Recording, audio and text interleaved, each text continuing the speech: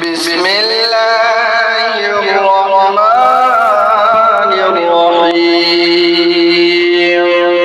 لا أقسم بهذا البلد وأنت حل بهذا البلد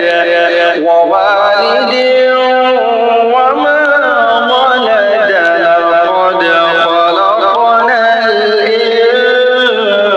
الإنسان في كبد أيحسب أن لن يقدر عليه أحد يقول أهلكت مالا لبدا أيحسب أن لم يره أحد ألم نجعل له عينين ولسانا وشفتين وهديناه النجدين فلاقتحم العقبة وما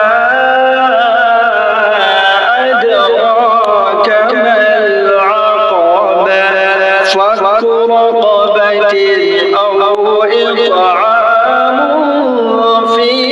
يوم ذي مسغبة يتيما ذا مقربة أو مسكينا ذا متربة ثم كان من الذين آمنوا